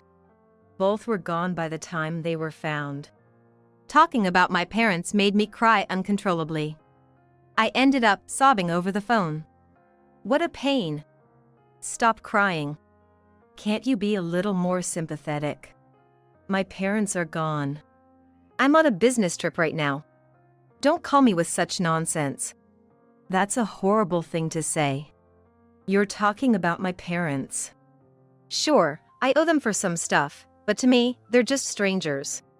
And there's no point in fussing over the dead. There might be a wake and a funeral coming up, but I can't attend. Not even for family? Like I said, they're strangers to me. I'm not free enough to take off work for someone else's family. Don't call me anymore. And with that, he just hung up. I can't believe he turned into such a cruel person. Something inside me broke at that moment. At the start of our marriage, he always put me first and seemed to care a lot about me. He was overjoyed and cried when he found out I was pregnant, and he was very considerate during my pregnancy. We were happy even after our daughter was born, but about a year ago, he started acting distant. He began to stay away from home and grew colder towards me. It's not that he disliked me, he just seemed to lose interest. He used to notice even the slightest changes in me, but now, he doesn't care even if I drastically change my hair. No matter how hard I try to dress up and catch his attention, he just mocks me. Come on, what's with that outfit at your age? You're not young anymore, stop wearing floral skirts. It's just shabby. That's harsh. You used to compliment me. Haven't you gained weight since we got married? Guess having a kid really strips away a woman's femininity. This is like fraud. He kept mocking my appearance like this.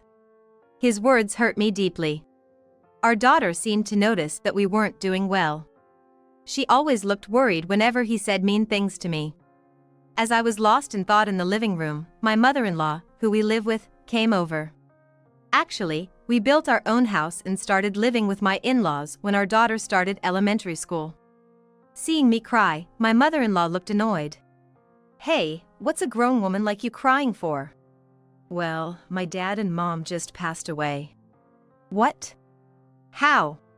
They had an accident during their trip. I see. Both of them are gone at once, quite the loving couple. But hey, you're lucky to get double the insurance money, right? Let's celebrate by dining out at a fancy restaurant. What did you say? My parents just passed away. How can you be so cruel? People die eventually, right? They just went a bit sooner.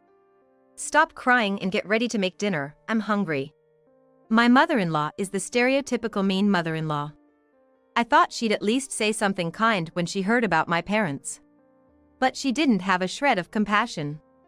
After that, I started preparing for the funeral with the help of my relatives. My husband said he had work and didn't even attend. I couldn't bear being with such a heartless man any longer. After my parents' funeral, I decided to start preparing for a divorce. Once everything was ready, I left a voicemail for my husband, who was on a business trip. I'm going on a long business trip. Please, keep an eye on your parents. That's all I left in the message. There was nothing else I wanted to say. I took my things and left the house we had lived in for so many years. A few hours later, while at work, I was called by Human Resources. My husband had showed up, drenched in sweat. I had been ignoring his calls. He probably thought I'd be at work and decided to confront me there. Honestly, I didn't even want to see his face anymore, but I couldn't let him cause a scene at work, so I reluctantly went to deal with it. When I showed up at the entrance, there he was, visibly shaken. You! What's the meaning of this? My parents are in a mess. Give me a break. Look, I really can't deal with you showing up out of the blue. I'm working, you know? Besides, weren't you supposed to be on a business trip? I came back as soon as Dad called me. After you left, they've been struggling to even eat. Dad said to come back. And what happened to Mom and Dad anyway? Mom's hospitalized, Dad's bedridden. All your stuff is gone. Completely confused, my husband needed an explanation. Your mom's diabetes got worse and she had to be hospitalized urgently. You knew she had diabetes, right? I knew, but it wasn't anything serious, right? She always seemed fine at home. She may have looked fine, but her condition was serious. She collapsed with a severe headache. After some tests, they decided she needed to be hospitalized. She wasn't taking her medication and was skipping doctor's appointments. Her condition must have worsened. And why is Dad bedridden? He wasn't sick or anything, and he seemed fine. He threw out his back while trying to get Mom to the hospital. He's always had a weak back. And lifting Mom, who's nearly 220 pounds, didn't help. What? My husband was pale and speechless. Mom-in-law had been diabetic for about 2 years. She always loved greasy food and high-calorie snacks, snacking whenever she had time. I tried to make low-calorie meals for her, but she found them annoying. What's this? This meatball hardly tastes like meat. I thought of adding soy pulp to the meatballs, considering your health. Soy pulp can make you feel full too. I can't eat this. I don't want such poor meals. I won't eat this. She threw the meatballs I made into the sink. It wasn't the first time she discarded my cooking. And my husband? He just turned a blind eye. Sometimes he even scolds me. Can't you stop doing things that upset Mom? That meatball was like picking a fight. I was just thinking about her health. Continuing to eat high-calorie meals could be life-threatening. I was trying to make meals that would reduce the strain on her body. That's none of your business. Mom's fine, let her eat what she wants. Don't do something like this again. I'm the one who ends up in trouble. By the way, my father-in-law never intervened in our fights. It was more about not wanting to get involved than being indifferent. I had been tossed around by my mother-in-law and husband, but I endured it. Of course, I thought about divorce several times.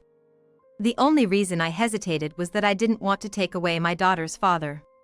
Not having a father could be frowned upon. But I no longer wanted to live with this man. I was resolute in my decision. I don't want to talk to you anymore. Can you leave so you don't cause a scene at work? No way! I'm not satisfied with this. We need to talk properly. Fine. Let's go somewhere else then. It was lunchtime. So we decided to go to a nearby cafe. As soon as we entered, my husband asked me seriously. So, what are you planning to do about my parents? Obviously, you're quitting your job to take care of them, right? What? Why should I, practically a stranger, take care of them? They're your parents, you should handle it. Stranger? They're my parents. Sure, we're not blood related, but we're still family. No, we're going to be strangers soon, so it's none of my business. Why should I take care of your parents after we're divorced? Strangers. What are you talking about? He seemed oblivious to an important detail. Huh? Didn't you see the lawyer's business card for divorce I left in the living room? Divorce? He had been so preoccupied with his parents' situation that he hadn't paid much attention to the house. He was so shocked that he stood up. Please sit down. You're drawing attention. Are you serious about this divorce? Dead serious. Do I look like someone who jokes about these things? I thought you were just going on a long business trip. The long business trip was a lie. I'm actually transferring to another branch in a different state. Though, the move is a bit later. What? I didn't know about this. When I mentioned the possible divorce to my company, they offered me a transfer. Of course, I won't tell you which state it is. What? Are you really serious about this divorce? He looked at me incredulously. He probably never expected things to have progressed this far without his knowledge. Divorce is going to be hard on our daughter. Have you ever considered her? Are you in any position to say that? After all the times you betrayed us? What do you mean? I haven't betrayed you. I've been working hard for you guys. Don't you even appreciate that? Appreciate? When you hardly contributed to the household expenses? He was at a loss for words.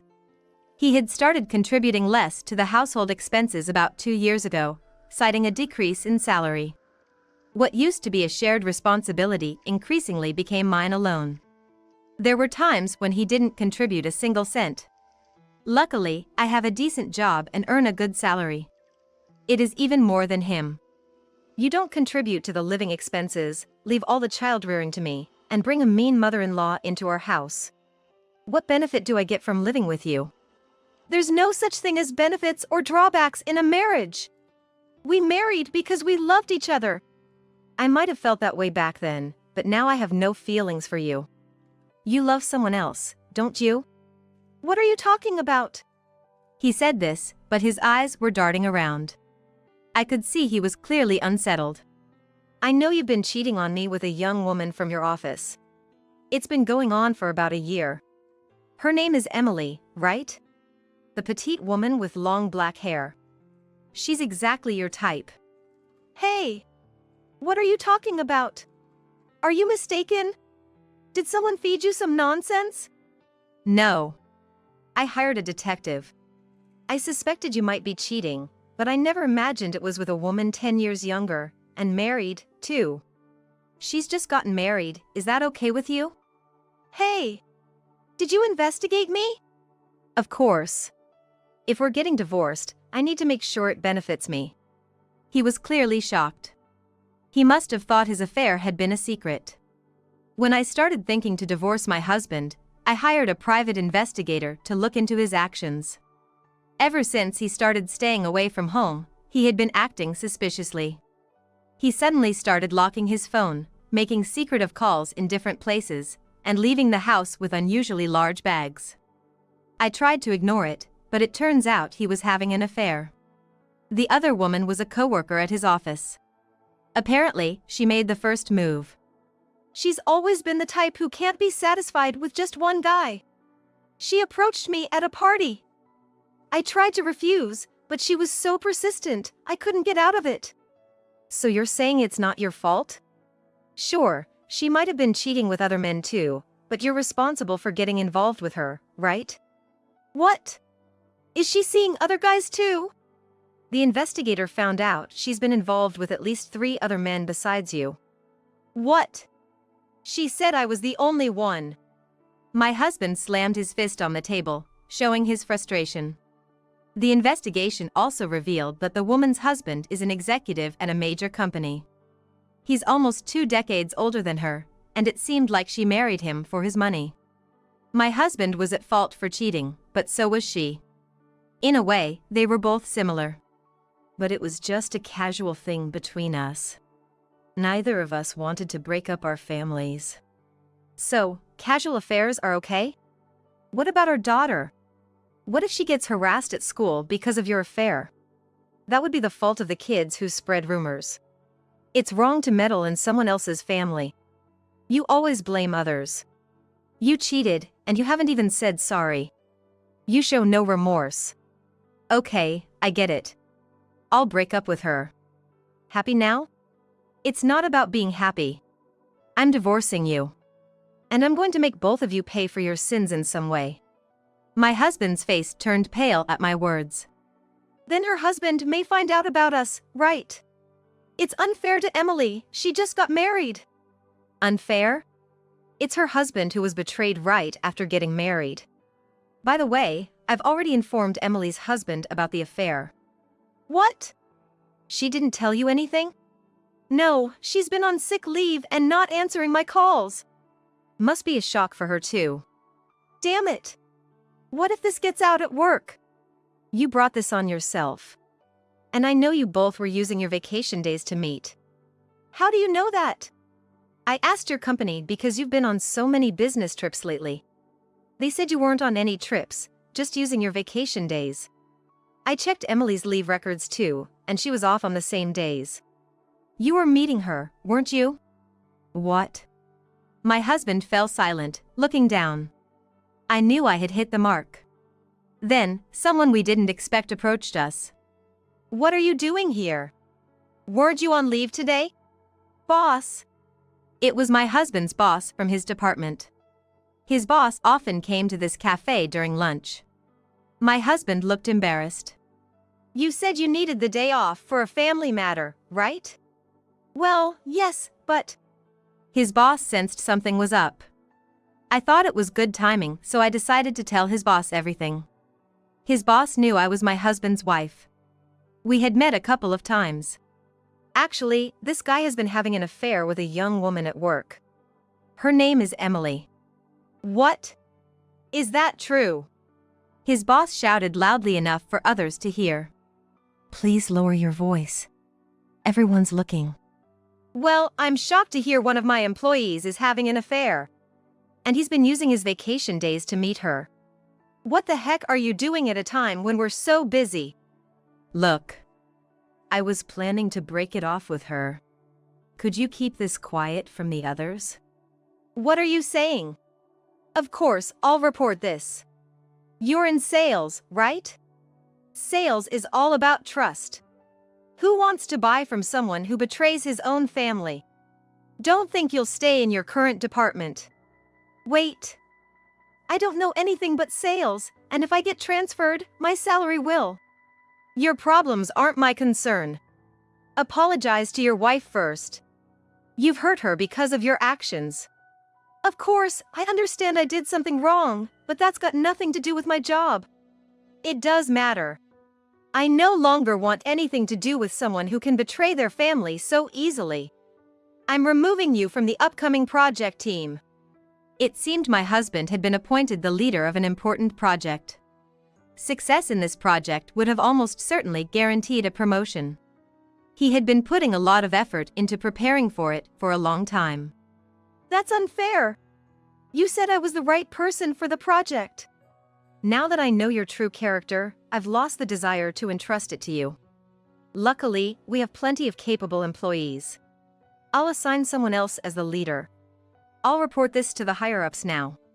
With that, his boss left the cafe. His boss was supposed to take his lunch break, but he went back to the office to report about my husband. After watching his boss leave, my husband slumped in defeat. It's over. Everything was going so well. How did it come to this? His voice trembled, on the verge of tears. Well, I'll leave the rest to my lawyer. From now on, let's communicate through our attorneys. I left the lawyer's business card on the living room table, so call them if you need anything. You're really serious about the divorce?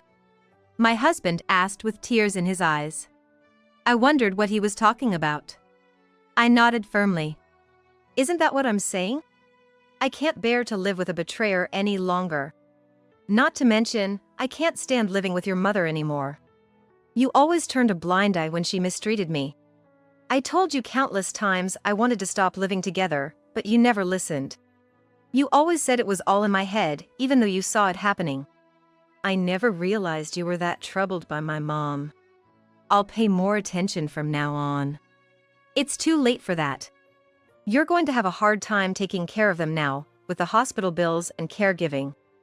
How are you going to manage? Caregiving is impossible. I'm working. How am I supposed to take care of Dad? Maybe it's time to change your job. You're going to have a hard time at your current company anyway. Don't say it's that easy. Please, I'm sorry about the affair. Come back to me. It's impossible. I've already arranged my transfer at work, and I'm preparing to move my daughter to another school. No. I don't want a divorce. Then, he started crying loudly in the cafe. It was like a child denied a toy. Embarrassed, I left him there and walked out. He continued to sob even after I left.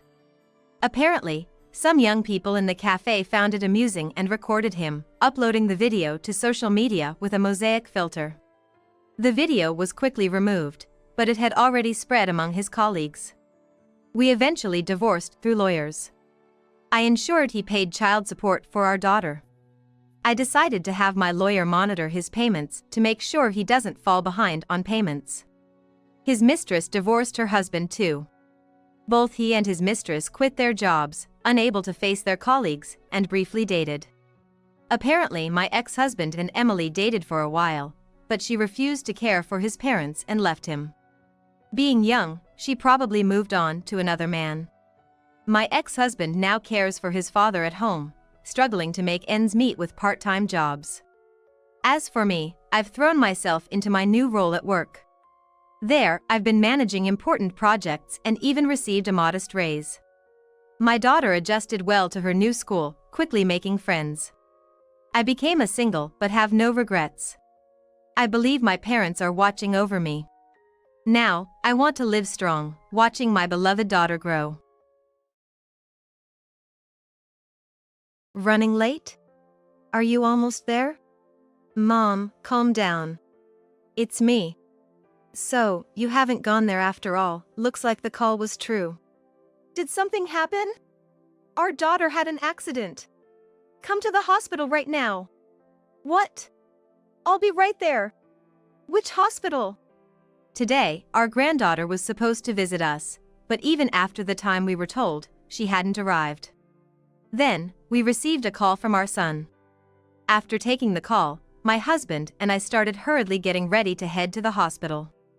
As we were bustling around, the doorbell rang, and an unexpected person walked in. Long time no see. Oh, is that the smell of cookies baking? Wow, they look delicious. What? I was stunned to see my granddaughter, whom I thought had been in an accident, standing right in front of me. My mind stopped again, and this time my body froze too. My granddaughter, not understanding my reaction, seemed confused and froze as well. I called my son to make sense of the situation. This phone call significantly changed everything. I'm Susan.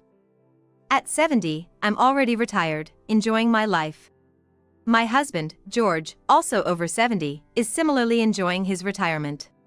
Many people struggled during their retirement, but thankfully, due to our dual income and my husband's slightly higher earnings, we've been able to live comfortably.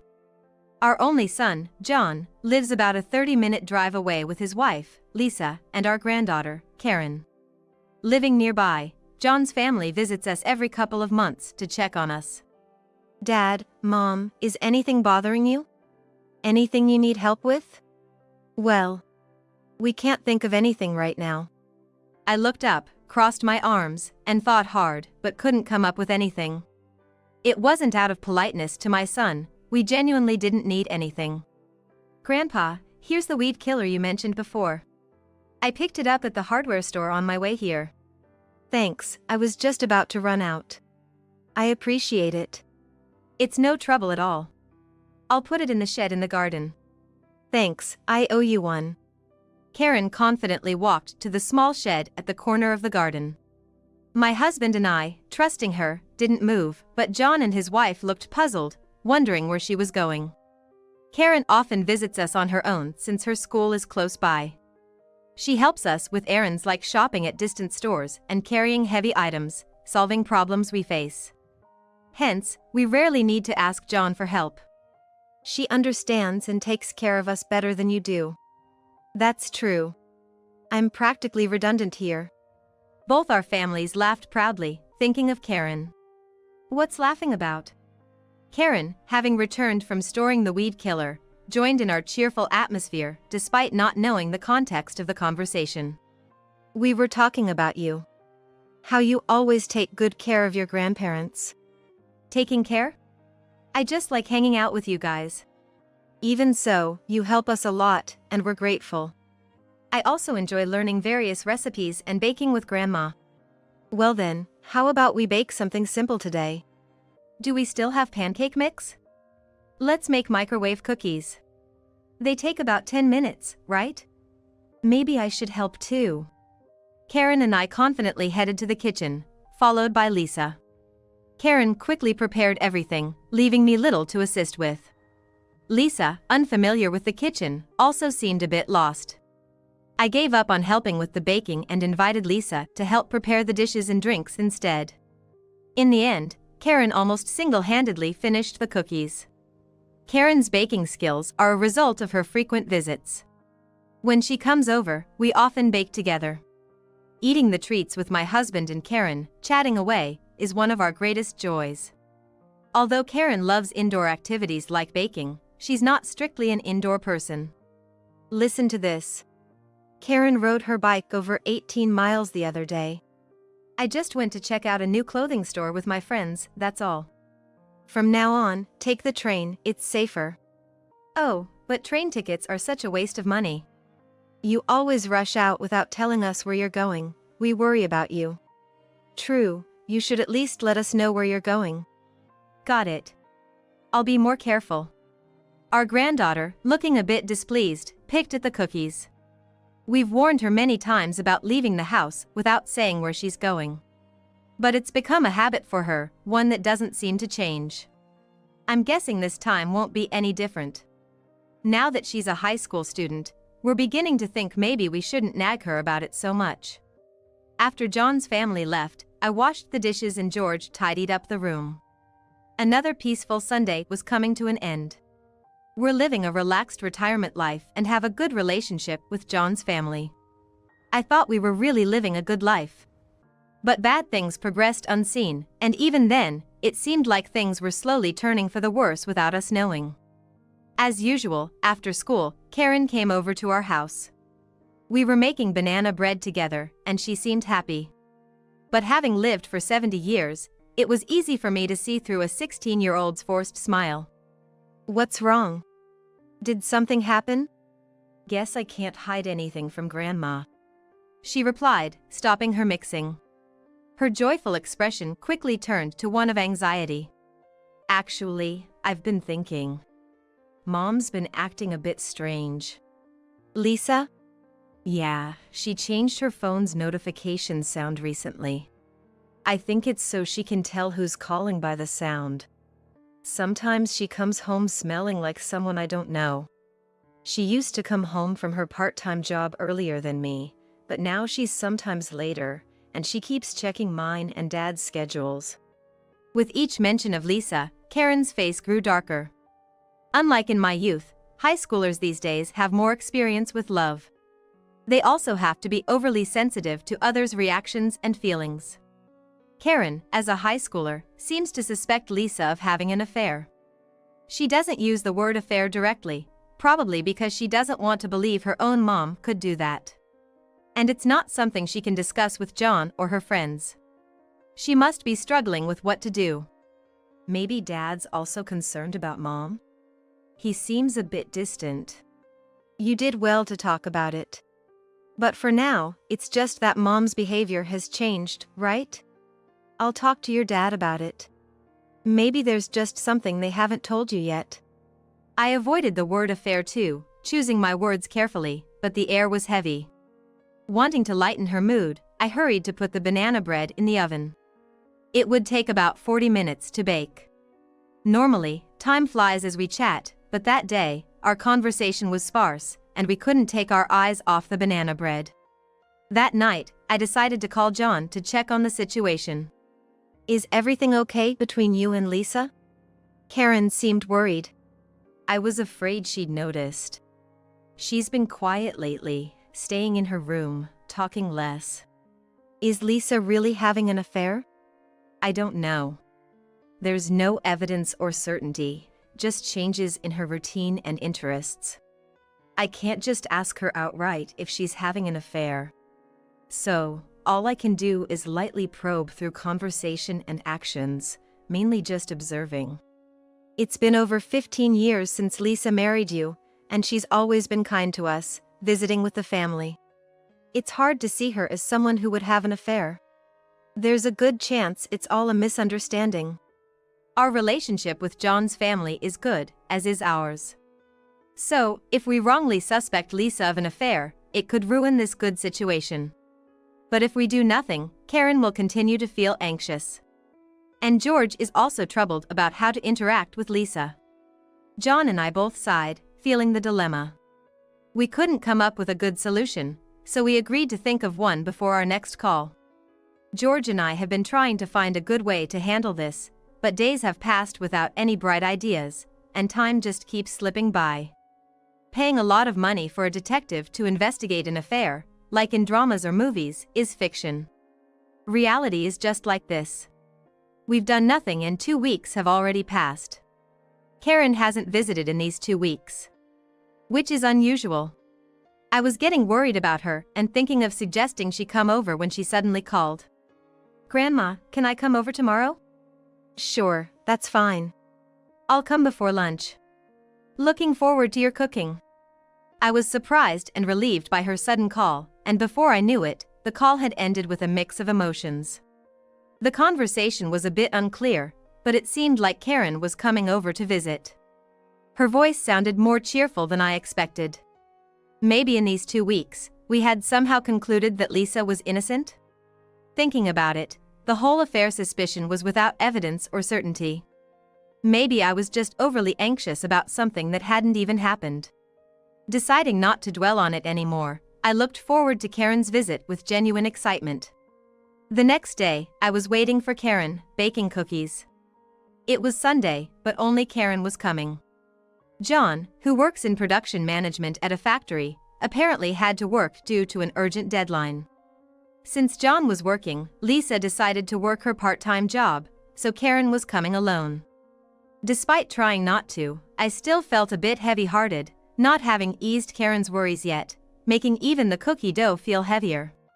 Lost in thought, I forgot about time. Suddenly, I realized it was almost lunchtime, and Karen was running a bit late. I couldn't help feeling a wave of unexplainable anxiety. Restlessly waiting, I watched the cookies baking in the oven, trying to distract myself. After about 10 minutes, just as the oven timer went off, the phone rang.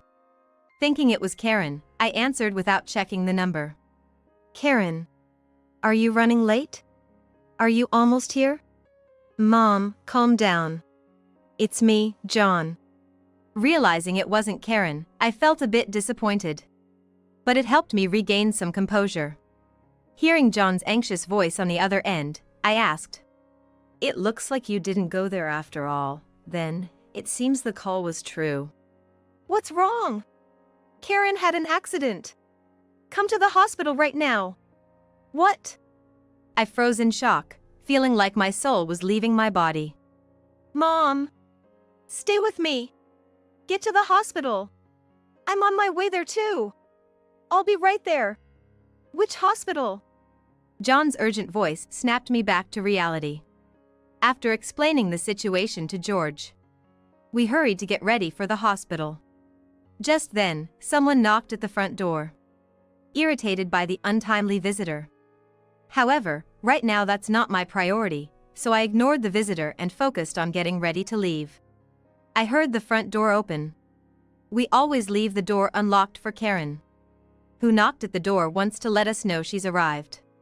This way of entering is typical of my granddaughter. Long time no see. Oh, is that the smell of cookies? They look delicious. What? What? I was stunned to see Karen, who I thought had been in an accident, right in front of me. Confused by my reaction, Karen seemed to freeze too. Time stood still for both of us. Karen? Weren't you in an accident? Yes, exactly. Why are you here? What do you mean? Accident? I just got delayed because I took the train after you told me not to ride my bike too far. It wasn't that you were late, so I thought you had an accident.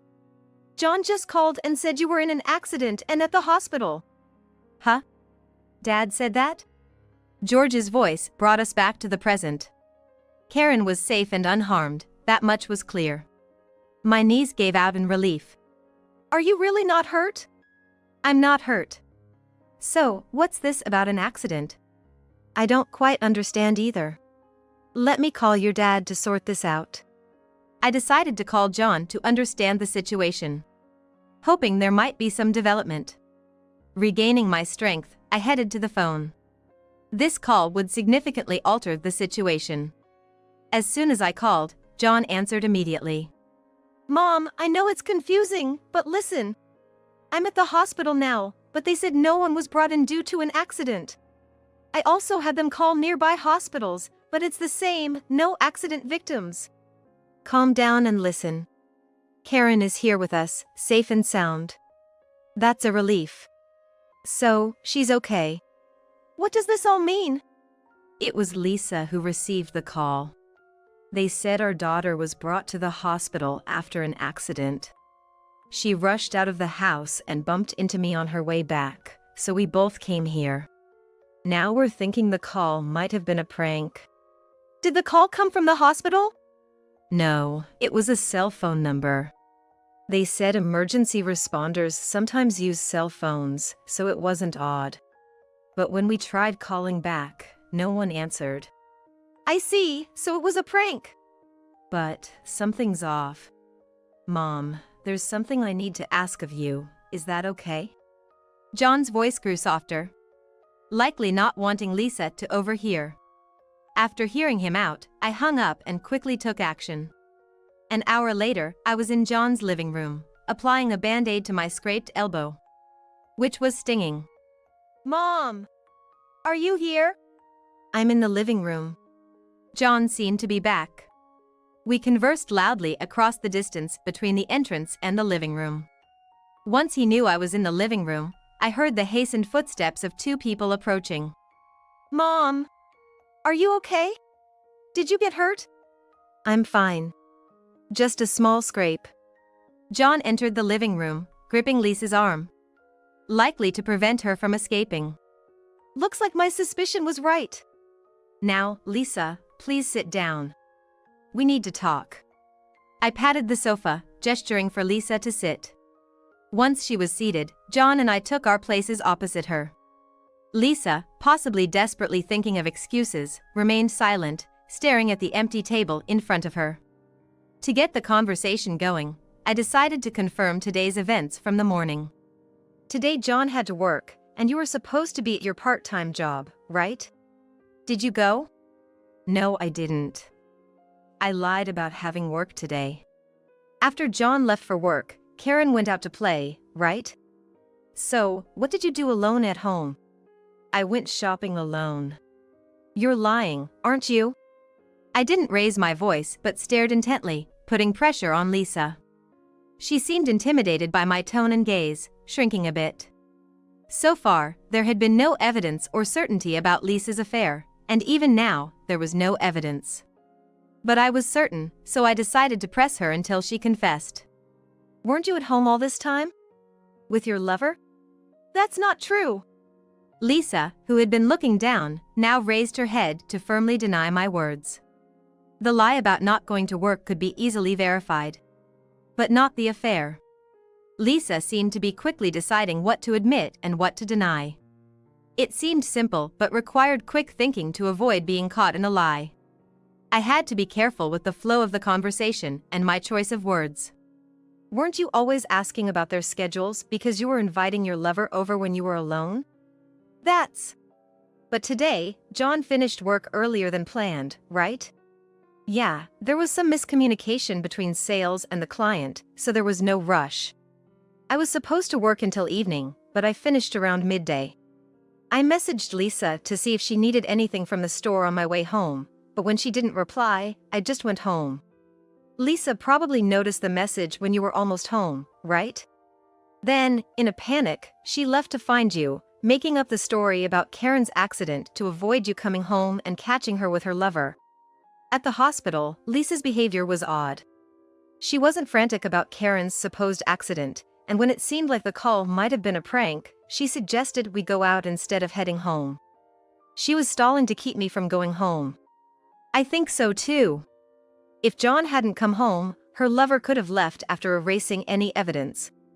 "Please stop accusing me. This is all speculation, isn't it?" Lisa loudly denied again, choosing carefully what to refute. For her, this was a crucial point to deny. But John and I were convinced of her affair. We continued to align our words towards our conviction. "By the way, Lisa, did you know where Karen went to play today?" "No. I don't know. She just said she was going out as usual." "Oh, I see." Lisa had been too focused on how to evade our accusations to notice what was happening right in front of her. Could this be called not seeing the forest for the trees? I had been in John's house since before they returned, meaning I had a key. Realizing that Karen had visited my house today, where she hadn't been for the past 2 weeks, surprised Lisa. Karen hadn't visited my house for about 2 weeks, so it seems Lisa didn't expect her to be at my place. Because Karen came to my house, instead of heading to the hospital, I ended up calling John to confirm the situation, and my destination changed from the hospital to John's house.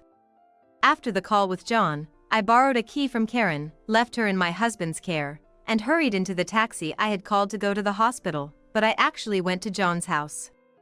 In the end, I didn't use the key I borrowed from Karen, but without it, I might not have thought to go to John's house. Everything turned out disadvantageously for Lisa. It's either sheer bad luck, or perhaps a divine intervention against wrongdoing.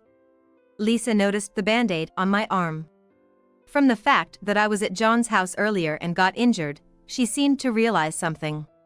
It was time to talk about my certainty of her affair. Actually, the house was unlocked, so I didn't need the key. I was shocked when I entered and found an unknown man there. He pushed me and ran out. This scrape on my arm happened then. It takes about 30 minutes to drive from my house to John's. But the taxi driver took some back roads and got there in about 20 minutes. Impressive professional skills. However, arriving too early meant I encountered Lisa's lover, who was in the middle of destroying evidence.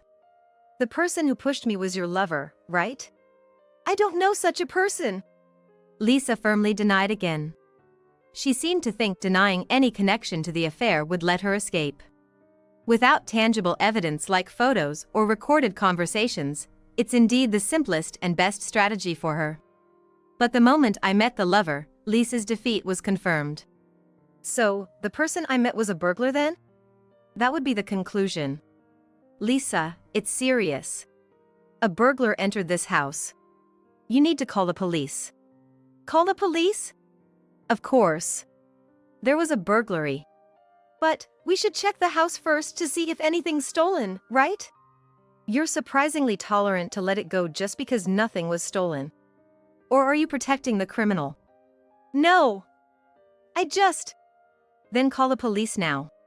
Lisa took out her phone but couldn't make the call, just staring at the screen. John and I knowingly watched her, not intervening. The living room became so quiet, we could hear the clock ticking. After a minute of silence, Lisa still didn't call the police. Well, of course, she wouldn't. If she did, her lover could be arrested as a burglar. If it came out that he wasn't a burglar and Lisa knew it, she could be charged with making a false report. Plus, if she told the truth, it would mean confessing her affair. Reporting would turn into a much bigger problem than just admitting the affair. It seems you can't make the call. I'll do it then. Let's first check the house for stolen items. If nothing's stolen, there's no need to report, right? Besides, involving the police is troublesome. You might not report a theft, but I'm injured. I'll report it as an assault case. And I'll have to tell them about the break-in too. It might even be considered aggravated burglary. I can report it if you want. I can't just overlook a burglary. As John and I insisted on reporting, Lisa's face grew paler. If you admit to having an affair, and that the man I met was your lover, I won't report it. Choose. Was he a burglar or your lover? Admitting the affair means no police report, just resolving the affair issue. But denying it leads to a bigger scandal with the police involved. I gave Lisa a choice, but it was really only one option. I'm sorry. I had an affair. Though we had no evidence, John and I managed to get her to confess. It would be too embarrassing to involve the police now. The threat was just a bluff. I'm relieved Lisa gave in. After admitting the affair, Lisa sat silently, looking at the empty table. John divorced her soon after. The divorce went smoothly since she admitted the affair. The divorced ex-wife went to live with her lover. But her troubles continued. It turned out her lover was a married man who had hidden this fact. The lover managed to reconcile with his wife, leaving the ex-wife alone. Now single, she had to work to pay for her living expenses. However, having been a part-timer since marrying John, she had a 15-year career gap. She's struggling to find a job now. And is living in a cheap apartment, depleting her savings. But savings aren't infinite. She'll need an income eventually. She seems to be continuing with her part-time work, but spending time on it makes her already difficult job search even harder. Yet, relying solely on her part-time income, she can't escape the quagmire of depleting her savings. I'll support her in finding a job soon, though not wholeheartedly. I thought Karen would be shocked to learn about her mother's affair, but she wasn't as much as I expected. I was just feeling uneasy, not knowing whether she was having an affair or not. I'm relieved it's clear now. Otherwise, it would have been unfair to Dad, having a wife who might be unfaithful. I had thought Karen was feeling anxious, but it seems she was just troubled. Maybe it's a difference in thinking and values from my time? Whether it's apparent or not, wrong is wrong. Karen seems to be able to cleanly separate things like that. Of course, she was a bit shocked when John and his wife divorced, but now she's back to her cheerful self. Today, she's coming over to our house to play, as usual. I need to prepare the ingredients for pudding before she arrives.